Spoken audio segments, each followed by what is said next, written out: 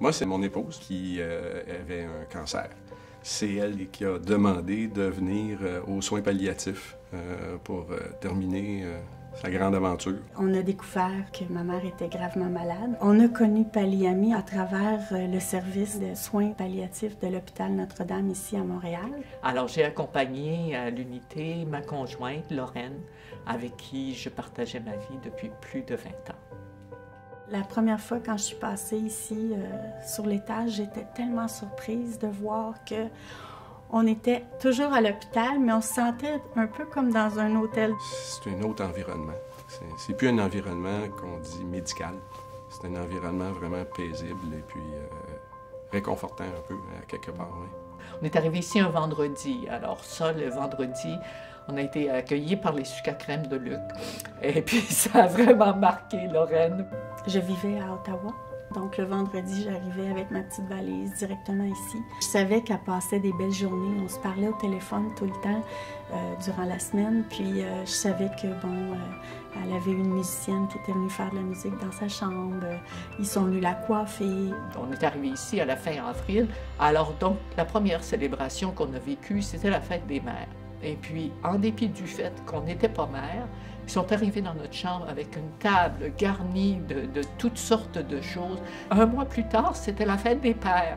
Alors, rebelote, on recommence encore. J'en revenais pas là, de voir à quel point le personnel de la Fondation voulait que tous les gens qui soient ici puissent vivre ces événements comme s'ils les avaient vécus à l'extérieur, dans leur vie normale.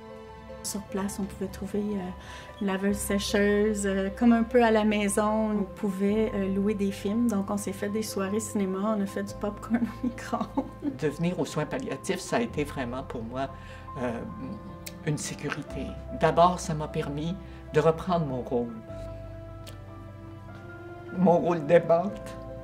Ici, finalement, j'étais là juste pour Lorraine. J'avais pas besoin d'assurer de soins, puis je pouvais aussi bénéficier de tout ce que les bénévoles, le personnel nous offrent, que ce soit un massage de Sylvie, Chantal qui venait dans la chambre, qui nous a fait vivre des moments d'amour avec ses chansons. On a revécu des bons moments ensemble, on a pu se retrouver à nouveau.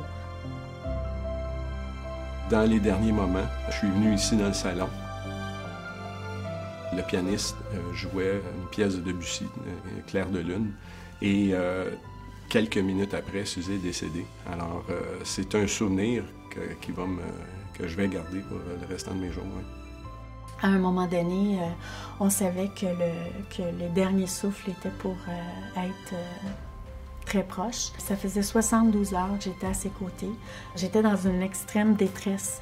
Et puis c'est là qu'à un moment donné, il y a une infirmière qui était, disons, à sa pause. Puis elle m'avait dit, écoute, si t'es pas capable d'être là, c'est pas un manque de courage, c'est de comprendre qu'on a atteint ce qu'on était capable d'atteindre. Puis c'est correct si tu décides de partir ici, on va être là pour appuyer ces derniers moments. C'est à ce moment-là que j'ai décidé de quitter l'hôpital.